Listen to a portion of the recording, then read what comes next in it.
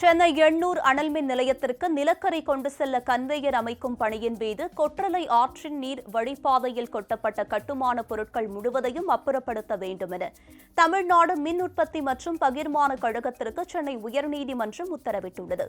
நீர்வழிப்பாதையில் கொட்டப்பட்ட 80% கட்டுமான இடிபாடுகள் கட்டுமான பொருட்கள் அகற்றப்பட்டுள்ளதாக தமிழ்நாடு மின் உற்பத்தி மற்றும் பகிர்மான கழகம் சார்பில் தாக்கல் செய்யப்பட்ட அறிக்கையில் தெரிவிக்கப்பட்டது. அப்போது இதுகுறித்த அறிக்கை தாக்கல் செய்ய உத்தரவிட்ட விசாரணையை நவம்பர் 12ஆம் தேதிக்கு நீதிபதிகள் ஒத்திவைத்தனர்.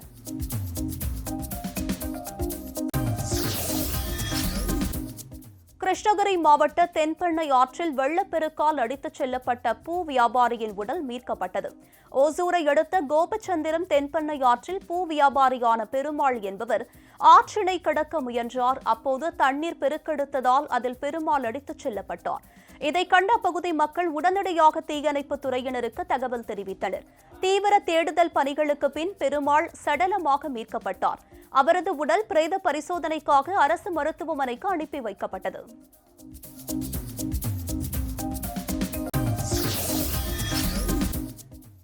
குடியரசு முன்னாள் தலைவர் டாக்டர் அப்துல் கலாமின் பிறந்த நாளை முன்னிட்டு தூத்துக்குடியில் கடற்கரை மாரத்தான் போட்டி நடைபெற்றது.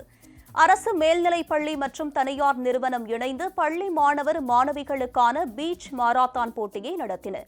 இதில் 200க்கும் மேற்பட்ட மாணவ மாணவிகள் கலந்து கொண்டனர். வெற்றி பெற்ற மாணவ மாணவியர்களுக்கு சான்றிதழ் மற்றும் வெற்றி கோப்பை பரிசாக வழங்கப்பட்டது.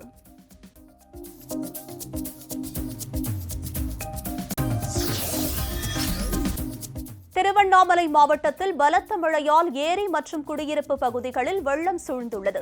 திருவண்ணாமலையில் நேற்றிரவு முழுவதும் கனமழை கொட்டி தீர்த்தது. மாவட்ட ஆட்சியர் அலுவலகம் எதிரே உள்ள வேங்கிக்கால் ஏரி நிரம்பி சாலையில் வெள்ளம் பெருக்கெடுத்தது.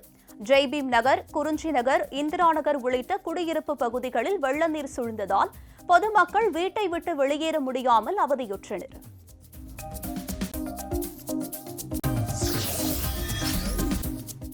புதுச்சேரியில் சிறுமியை பாலியல் தொழிலில் ஈடுபடுத்தி வன்கொடுமையில் ஈடுபட்ட 40 மீது போஸ்கோவில் வழக்கு பதிவு செய்து விசாரணை தீவிரப்படுத்தப்பட்டுள்ளது. புதுச்சேரியில் மசாஜ் சென்டரில் பாலியல் தொழில் நடைபெறுவதாக 10 பேர் கைது செய்யப்பட்ட நிலையில் அவர்கள் அரசு காப்பகத்தில் சேர்க்கப்பட்டனர். அவர்களில் ஒருவர் 17 வயது சிறுமி என்பது தெரியவந்ததால் பாலியல் தொழிலில் ஈடுபடுத்திய 40 பேர் மீது போக்சோவில் வழக்கு பதியப்பட்டுள்ளது. மசாஜ் சென்டர் என்ற பெயரில் பாலியல் தொழில் நடத்திய நிறுவன கட்டிடங்களுக்கு நகராட்சி அதிகாரிகள் சீல் வைத்தனர்.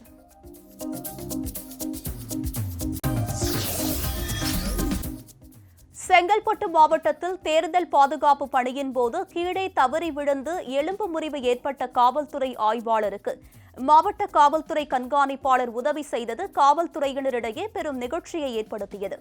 மதுராந்தகம் ஊராட்சி ஒன்றிய குழு பெருந்தலைவர் தேர்தலின் போது பாதுகாப்பு பணியில் ஈடுபட்ட மதுராந்தகம் காவல் ஆய்வாளர் பத்மநாதன் தவறி விழுந்துள்ளார். அப்போது உடனடியாக ஆய்வாளருக்கு காவல்துறை கண்காணிப்பாளர் முதல் உதவி செய்து மருத்துவமனைக்கு அனுப்பி வைத்துள்ளார்.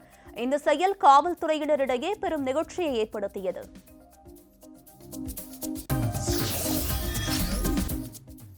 புதுக்கோட்டை மாவட்டத்தில் தனியார் அமைப்பு சார்பில் பனை விதை நடும் விழா நடைபெற்றது.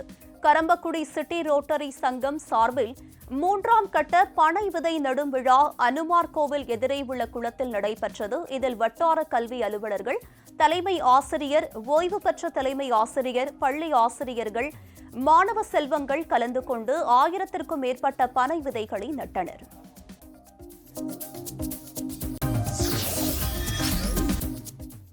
தமிழக மீனவர்கள் மீது தாக்குதல் நடத்தும் இலங்கை கடற்படையின் அட்டூழியத்தை கண்டித்து புதுக்கோட்டை மாவட்ட மீனவர்கள் வேலைநிறுத்த போராட்டத்தில் ஈடுபட்டனர்.